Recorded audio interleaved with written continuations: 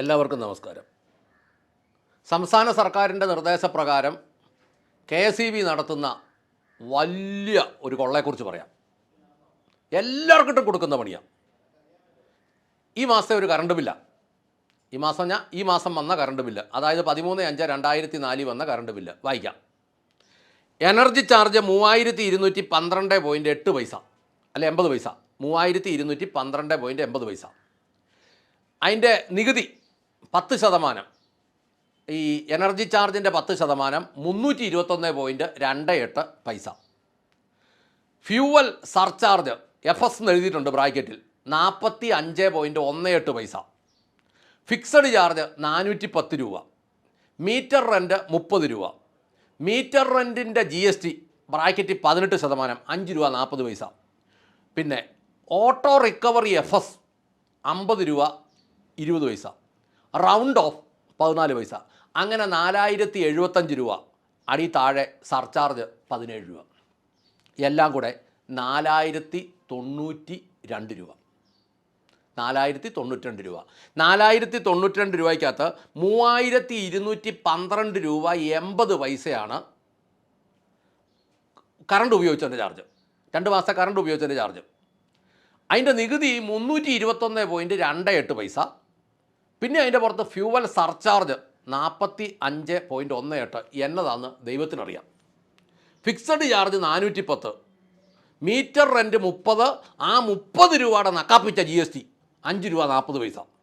അതിൻ്റെ താഴെ auto recovery FS 50 രൂപ 20 പൈസ. Round of 14.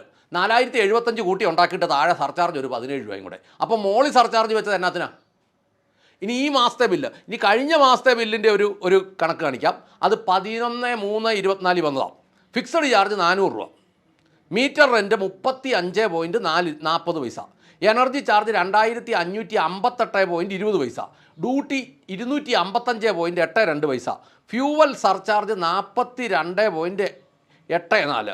Monthly fuel surcharge monthly fuel surcharge 47.6 രൂപ. പിന്നെ റൗണ്ട് ഓഫ് ഒരു 14 പൈസ. ബില്ല് എമൗണ്ട് 3340 രൂപ. വീണ്ടും ഒരു സർചാർജ് 14 രൂപ. ഈ സർചാർജ് എന്ന് പറഞ്ഞാൽ ഈ സാർമാർക്ക് കൊടുക്കാനുള്ള ചാർജാണോ? 3, 4, 5 പ്രാവശ്യമായിട്ട്. ഈ കറണ്ട് ബില്ലെന്ന് പറയുന്നത് ശരിക്കും പറഞ്ഞാൽ നേരത്തെയൊക്കെ 4 തരം ഉള്ളായിരുന്നു: domestic, commercial, industrial, agriculture. Domestic എന്ന് പറഞ്ഞാൽ വീടുകൾക്കുള്ളത്, കൊമേഴ്സ്യൽ എന്ന് പറഞ്ഞാൽ കടകൾക്കുള്ളത് അല്ലെങ്കിൽ അങ്ങനെയുള്ളത്, ഇൻഡസ്ട്രിയൽ എന്ന് പറഞ്ഞാൽ ഫാക്ടറികൾക്കുള്ളത്, അഗ്രികൾച്ചർ എന്ന് പറഞ്ഞാൽ കൃഷിക്കുള്ളത്. ഞാനിതിൻ്റെ വിവരം അറിയാൻ വേണ്ടിയിട്ട്, ഇതിൻ്റെ അവസ്ഥ എന്നറിയാൻ വേണ്ടിയിട്ട് ഞാൻ തമിഴ്നാട്ടിലെ ഒരു ബില്ലെടുത്തു. തമിഴ്നാട്ടിലെ ബില്ലെടുത്തപ്പോൾ ഇപ്പോൾ ഈ പറഞ്ഞതുപോലെ ഞാൻ ആദ്യം പറഞ്ഞത് 4 ബെഡ്റൂമുള്ള 2000 സ്ക്വയർ ഫീറ്റ് ഉള്ള ഒരു വീട്ടിലെ ബില്ലാണ്. ആ വീട്ടിൽ AC ഒന്നുമില്ല. എന്നാൽ 4 ബെഡ്റൂമിൽ AC ഉള്ള തമിഴ്നാട്ടിലെ ഒരു വീട്ടിലെ കറണ്ട് ബില്ലെടുത്തപ്പോൾ അവിടെ ഒരു മാസം വരുന്ന ഈ ഏറ്റവും മേലിൽ കൂടി ഇപ്പോൾ 4 AC കൂടി ഉള്ള വീട്ടിൽ വന്ന 1674 രൂപ. അതായത് ഏതാണ്ട് 3200 രൂപ. മറ്റേത് 4000 മിച്ചം പൈസ വരുമ്പോൾ 4092 രൂപ വരുന്ന സമയത്ത് 3200 രൂപയിൽ താഴെയുള്ള അവിടുത്തെ ബില്ല്. അവിടുത്തെ ബില്ലിനകത്ത് വേറെ വലിയ കാര്യങ്ങളൊന്നുമില്ല. അവിടുത്തെ ബില്ലൊന്ന് വായിക്കാം. 2300 എന്നെഴുതിയിട്ട് CC ചാർജസ് 1515 രൂപ. 6223 BPSC 11.36. 6192 RC ചാർജസ് 125 രൂപ. SGST 11 രൂപ. CGST 11 രൂപ.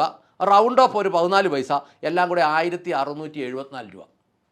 ഈ 1674 രൂപ നോക്കുമ്പം 159 രൂപയാണ് അവിടെ നികുതിയായിട്ട് എല്ലാം കൂടെ നമുക്ക് മനസ്സിലാകുന്നത്. ഞാനത് ഇവിടെ 2 മാസത്തെ കണക്ക് കൂട്ടി നോക്കിക്കഴിഞ്ഞപ്പോൾ അവിടുത്തേതും ഇവിടുത്തേതും കൂടി ആയിട്ട് നോക്കുമ്പോൾ ഇവിടെ ഏതാണ്ട് 2 മാസം കൊണ്ട് 879 രൂപയാണ് ഇതിനകത്ത് നികുതി മാത്രം മേടിക്കുന്നത്. ഈ ഒട്ടുക്കത്തെ നികുതി മേടിക്കുന്നത്. ഓരോ കള്ളത്തരം പറഞ്ഞങ്ങ് ഉണ്ടാക്കുക എന്ന് പറഞ്ഞു കഴിഞ്ഞാൽ സർചാർജ്, പിന്നെ സർചാർജ്, പിന്നെ അതിൻ്റെ പുറത്ത് റൗണ്ട് ഓഫ്, പിന്നെ അതിൻ്റെ പുറത്ത് കോപ്പ് കൊടുത്തക്കറം. ഈ പണ്ടാരം പിടിക്കാൻ ഇത് 10 പൈസയ്ക്ക് ഇത് ഉണ്ടാക്കുന്ന സാധനമാണ്. 10 പൈസക്ക് ഉണ്ടാക്കുന്ന സാധനം ഇത്. അതിൻ്റെ അവസാനം കറണ്ട് ബില്ല് എങ്ങനെയാണെന്ന് ഗൂഗിളിൽ സെർച്ച് ചെയ്താണ്ടല്ലോ, കർണാടകത്തിൽ സെർച്ച് ചെയ്ത് നോക്കിയാൽ 5 രൂപ 90 പൈസ യൂണിറ്റിന്. തമിഴ്നാട്ടിൽ സെർച്ച് ചെയ്ത് നോക്കിയാൽ 5 രൂപ 50 പൈസ. കേരളത്തിൽ സെർച്ച് ചെയ്ത് നോക്കുമ്പോൾ കോപ്പ് മനസ്സിലാക്കാത്ത രീതി മണ്ടേന്ന് താഴെ വരെ ഉണ്ടാക്കി വെച്ചിരിക്കുക. 0 മുതൽ 50 വരെ ഒരു റേറ്റ്, 50 മുതൽ 101 വരെ ഒരു റേറ്റ്. കേരളത്തിൽ എഴുതി വെച്ചേക്കുന്ന 50 വരെ ചാർജ് ഇല്ല, 50 മുതൽ 100 വരെ 4 രൂപ 5 പൈസ, 101 മുതൽ 150 വരെ 5 രൂപ 10 പൈസ, 151 മുതൽ 200 വരെ 6 രൂപ 95 പൈസ, 201 മുതൽ 250 വരെ 8 രൂപ 20 പൈസ.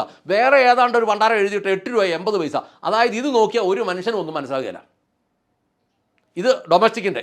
കൊമേഴ്സിൻ്റെ നോക്കിയാൽ തമിഴ്നാട്ടിലും കർണാടകത്തിലും നോക്കുമ്പോൾ അവിടെ കൃത്യമായി ചാർജ് എഴുതി വെച്ചിട്ടുണ്ട്. നമുക്ക് ഒരു ഇതുമില്ല, ഗൂഗിൾ സെർച്ച് ചെയ്ത് നോക്കിയേ. കാരണം അതിനകത്ത് വിളവത്തരം ഒന്നുമില്ല. ഇവിടെ വിളവത്തരം മാത്രമേ ഉള്ളൂ. കറണ്ട് എടുക്കുമ്പോൾ മീറ്റർ കാശ് കെട്ടിവെക്കണം. കണക്ഷൻ എടുക്കുമ്പോൾ നമ്മൾ മെയിൻ സ്വിച്ച് സകല സാധനവും വീട്ടുകാരനാണ് വെക്കുന്നത്. വീട്ടുകാരൻ വെച്ചിട്ട് മീറ്റർ കാശ് വീട്ടുകാരനാണ് കൊടുക്കുന്നത്. അത് കഴിഞ്ഞ് പിന്നെ വീട്ടുകാരൻ്റെ മീറ്ററിന് പിന്നെ എന്തിനാ ഇത് കൂട്ടുക, അതിന് വാടക, പിന്നെ ഫിക്സഡ് ചാർജ് എന്നാ കോപ്പിനാ. സത്യം പറഞ്ഞാൽ മലയാളിയുടെ ഒരു തലവിധി കുറേ ഉദ്യോഗസ്ഥന്മാരുടെ വായിലോട്ട് കയറ്റാൻ വേണ്ടിയിട്ട് മനുഷ്യനെ കൊള്ളയടിക്കുന്നതിന് ഒരു പരിധിയില്ലേ. ഈ തമിഴ്നാട്ടിലെയും കർണാടകത്തിലെയും ബില്ലെടുത്ത് വെച്ച് നോക്കുമ്പോഴാണ് ഇവിടെ കാണിക്കുന്ന കൊള്ളരുതായിയുടെ അർത്ഥം മനസ്സിലാകുന്നത്. ഇഷ്ടംപോലെ വെള്ളം, ഇഷ്ടംപോലെ ഡാമുകൾ, ഇത് മുഴുവൻ ഇവിടെ ഉണ്ടായിട്ട് ഈ കൊള്ള നിങ്ങളുടെ വീട്ടിൽ വരുന്ന ബില്ലുകൾ നിങ്ങളൊന്ന് നോക്കിക്കേ. ഇവന്മാർ എഴുതി വെച്ചേക്കുന്നത് ഫിക്സഡ് ചാർജ് 410. എന്നാത്തിനുള്ള ചാർജാണ് ഇത്?